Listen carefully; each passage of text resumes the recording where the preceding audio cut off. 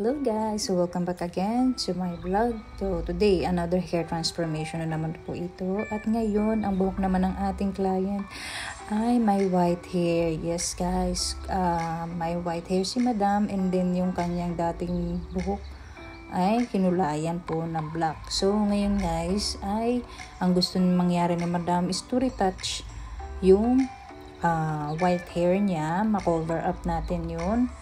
And then, i-reband and Brazilian din natin siya. So, ayan. After ng ating hair coloring, gamit natin ay ang black hair dye. So, ayan guys. Nagpantay na yung kulay ni madam.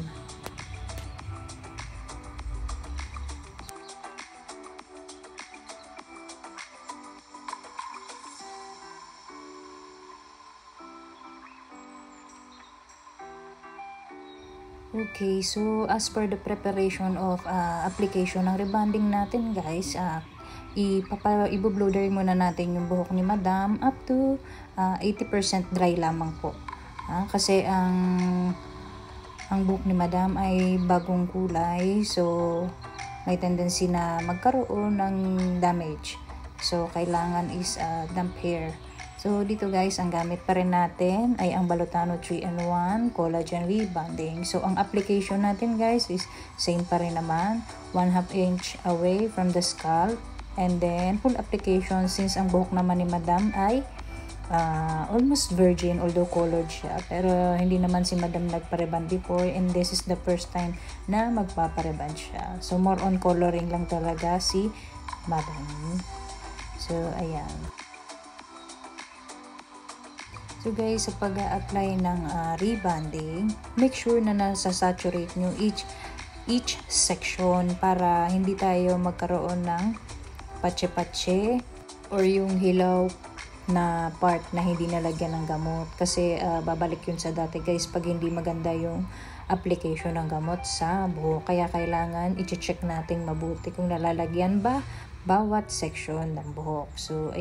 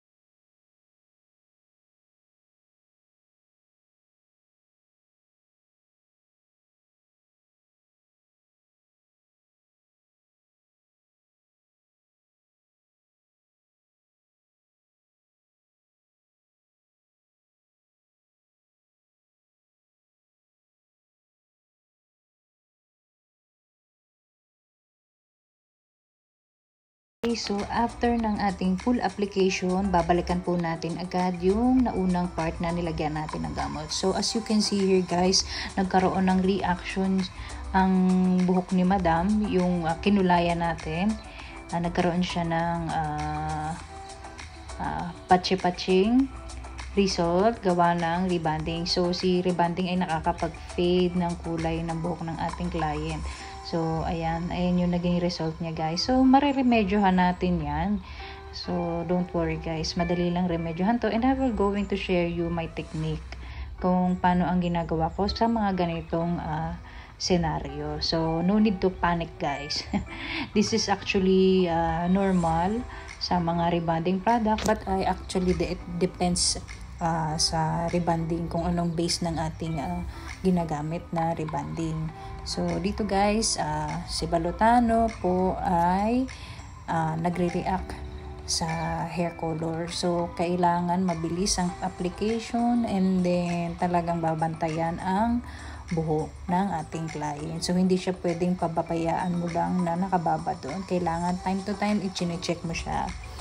So, ayan. Makikita mo talaga ang naging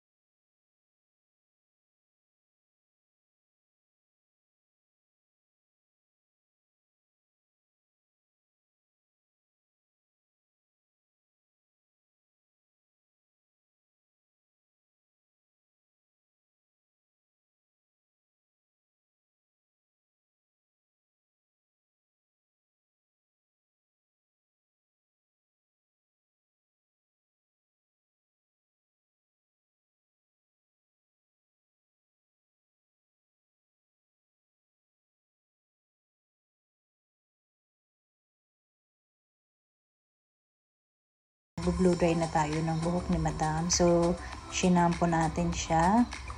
And then, kung makikita nyo guys, nawala yung nag-fade na kulay. Ayan, nakita nyo guys, diba? Bumalik doon sa pagiging black niya. So, paano ang ginawa ko guys? Ganito. I'm not saying na correct itong aking technique, but I just want to share you, maybe you can try or just try if you want. Then I'm not saying naman na tama siya and perfect siya na ito dapat yung gagawin nyo once may ganitong scenario. It's just my own technique na gusto kong i-share sa inyo. So it depends on you if you want to try it. So ang ginawa ko dito guys is nagmix ako ng 6% oxidizing and then dark brown hair dye. You may also use black if you have either dark brown or black. So, imimix nyo yun, guys. 50 grams. 50 grams of hair color and 50 grams of oxidizing cream. And then, 50 grams of any hair treatment. So, dito, ang ginamit ko, guys, ay hair mask. So, ang gamit ko is hair mask. Any type of hair mask may do. Even cellophane. Pwede nyo gamitin, guys. So, paano ko ginawa? Nung binanlawan ko na yung buhok ni client, so shinampo ko siya. And then pagka-shampoo ko is tinanggal ko lang or pinatuyo ko siya ng kaunti. Actually, doon ko na rin ginawa sa shampoo bowl. 50% wet pa ang buhok ni Madam. Nagmix ako noong aking pinrepare na mixture and then in-apply ko doon sa mga part na nag-oxidize. So, binabad ko lang yan guys ng 5 minutes. So, after 5 minutes, binalawang ko siya and then bumalik ulit yung dating kulay ni Madam without damaging the hair. So, ayun yung ginagawa ko guys most of the time kung ang scenario ko is katulad nito na nagpapa-black si Madam and then gusto ng hair color, rebond, and Brazilian. So, ayan. Ito yung naging result niya guys. So, it's up to you if you want to try it. So, walang sapilitan ito guys. Sinishare ko lamang po sa inyo yung technique na ginagawa ko dito sa aking salon. Para walang lokohan guys. Kasi, I know marami magtatanong bakit naging black ulit? Diba? After ma-oxidize, tas nagba-black. Ano yun, magic, diba? So, ayoko kayong dayain. So, gusto kong makita nyo kung paano yung totoong process na ginagawa ko sa bawat buhok na ginagawa ko. So, ayan guys, ganun lang ang ginawa ko sa kanya.